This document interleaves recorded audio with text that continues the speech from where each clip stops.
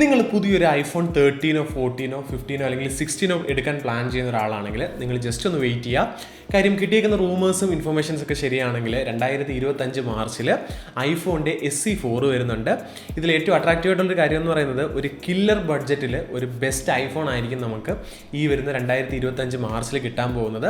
So നമുക്ക് ഇതുവരെ ഓൺലൈനിൽ നിന്ന് കിട്ടിയേക്കുന്ന ഇൻഫർമേഷൻസും റൂമേഴ്സും വെച്ചിട്ട് ഐഫോൺ SE4 എങ്ങനെയുള്ളതായിരിക്കും, എന്തുകൊണ്ടാണ് 50,000 രൂപയ്ക്ക് നിങ്ങൾക്ക് ഓൺ ചെയ്യാൻ പറ്റിയ ബെസ്റ്റ് സ്മാർട്ട് ഫോൺ ആയിട്ട് ഐഫോൺ SE മാറാൻ പോകുന്നു എന്നുള്ളത് നമുക്ക് ഇന്നത്തെ വീഡിയോയിൽ ചെക്കൗട്ട് ചെയ്യാം. ഇത് കംപ്ലീറ്റ്ലി നമുക്ക് പല സോഴ്സുകളിൽ നിന്ന് കിട്ടുന്ന ഇൻഫർമേഷൻസ് ആണ്. ഇതൊന്നും കൺഫേംഡ് ആയിട്ടുള്ള കാര്യങ്ങളല്ല, ബട്ട് സോഫാർ കൺഫേംഡ് ആണ്. ഇതൊക്കെ ആയിരിക്കും നമുക്ക് ഐഫോൺ SE4 വരാൻ പോകുന്ന മാറ്റങ്ങൾ.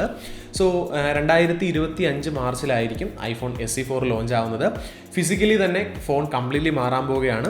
ഐഫോൺ SE3 നമുക്ക് ഐഫോൺ 8 ബേസ് ചെയ്തിട്ടുള്ളൊരു ഡിസൈനിലാണ് വന്നതെങ്കിൽ ഇനി നമ്മുടെ ഐഫോൺ 13 അല്ലെങ്കിൽ 14 പോലെയൊക്കെ കണ്ടാൽ തോന്നുന്ന രീതിയിലാണ് ഐഫോൺ SE4 വരാൻ പോകുന്നത്. നമുക്കൊരു 6.06 ഇഞ്ചിൻ്റെ OLED ഡിസ്പ്ലേ ആണ് കിട്ടുന്നത്. IPS അല്ല, OLED ആണ്. അതെടുത്ത് പറയേണ്ട ഒരു കാര്യം തന്നെയാണ്. പിന്നെ 13 14 ഉള്ളതുപോലെ ഒരു ചെറിയൊരു നോച്ച് നമുക്ക് കാണാൻ പറ്റും. ബാക്ക് സൈഡിലോട്ട് വരുമ്പോൾ ലൈക്ക് ഇനി അതർ SE നമുക്കൊരു സിംഗിൾ ക്യാമറ സെറ്റപ്പ് ആയിരിക്കും വരുന്നത്. പക്ഷേ അതൊരു 14 മെഗാ പിക്സലിൻ്റെ ക്യാമറ ആയിരിക്കും.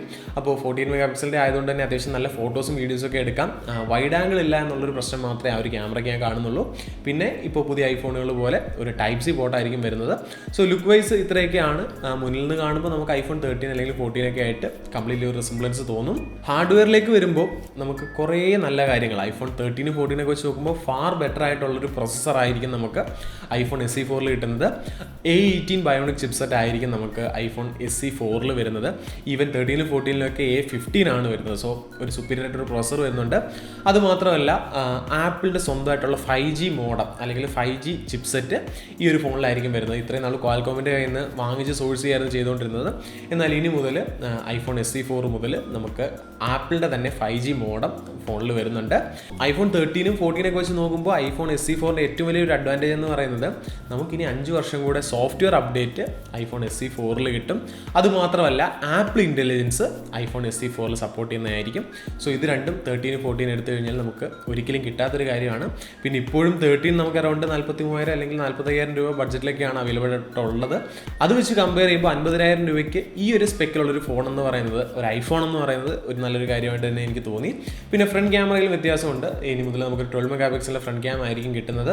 അതുപോലെ ബേസ് വേരിയൻ്റ് ആയിട്ട് തന്നെ 8GB റാമും 128GB ഇൻ്റർണലും ആയിരിക്കും വരുന്നത്.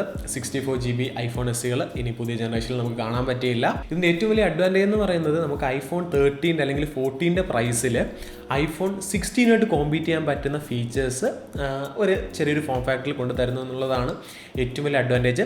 എനിക്കിതൊരു നോൺസെൻസ് ഫോണായിട്ട് തോന്നുന്നുണ്ട്. കാര്യം 50,000 രൂപയ്ക്ക് ഇത്രയും ഫീച്ചേഴ്സ് കിട്ടുന്ന ഒരു ഐഫോൺ കിട്ടുക എന്ന് പറയുന്നത് ഒരു വലിയൊരു കാര്യം തന്നെയാണ്.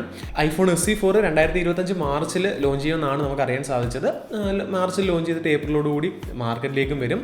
ഈ പറയുന്ന ഫീച്ചേഴ്സൊക്കെ നമുക്ക് ഈ പറഞ്ഞ 50,000 രൂപ ബഡ്ജറ്റിൽ ഇങ്ങനൊരു ഫോണിൽ കിട്ടുകയാണെന്നുണ്ടെങ്കിൽ ഐഫോണിൻ്റെ സെയിൽസ് നമ്മൾ പിടിച്ചാൽ കിട്ടാത്ത രീതിയിലേക്ക് പോകും. 1-2 മാസത്തിനുള്ളിൽ ഇതിൻ്റെ ഓൾമോസ്റ്റ് ഫീച്ചേഴ്സ്, ഇതിൻ്റെ ബാക്കി ഡീറ്റെയിൽസ് എല്ലാം നമുക്ക് കൺഫേംഡ് ആയിട്ട് അറിയാൻ സാധിക്കും. സോ നിങ്ങൾ ഈ പറഞ്ഞ പോലെ ഇപ്പോഴും 45,000 രൂപയ്ക്ക് ഐഫോൺ 13 എടുക്കാൻ പ്ലാൻ ചെയ്യുന്ന ഒരാളാണെങ്കിൽ ഒന്ന് വെയിറ്റ് ചെയ്യുക. ഈ പറഞ്ഞ ബഡ്ജറ്റിൽ, അതായത് അണ്ടർ 50,000 ഈ പറഞ്ഞ സ്പെക്കിലേക്ക് ഒരു ഫോൺ കിട്ടുകയാണെങ്കിൽ കിട്ടില്ലതായിരിക്കും. സോ നമ്മൾ വീഡിയോയുടെ വൈൻഡപ്പ് ചെയ്യാണ്. വീഡിയോ തീർച്ചയായിട്ടും നിങ്ങൾക്ക് ഇൻഫോർമേറ്റീവ് ആയെന്ന് വിശ്വസിക്കുന്നു. വീഡിയോ ഇഷ്ടപ്പെട്ടാൽ എപ്പോഴും പറയുന്ന പോലെ വീഡിയോ ജസ്റ്റ് ഒന്ന് ലൈക്ക് ചെയ്യുക. അതുപോലെ ഈ ചാനൽ ഇതുവരെ സബ്സ്ക്രൈബ് ചെയ്യില്ലെങ്കിൽ ചാനൽ സബ്സ്ക്രൈബ് ചെയ്യുക. നിങ്ങൾ മാക്സിമം ഫ്രണ്ട്സുമായിട്ടൊക്കെ വീഡിയോ ഒന്ന് ഷെയർ ചെയ്യുക. സോ മറ്റൊരു വീഡിയോ നമുക്ക് അടുത്ത ദിവസം കാണാം. അതുവരെ ബൈ.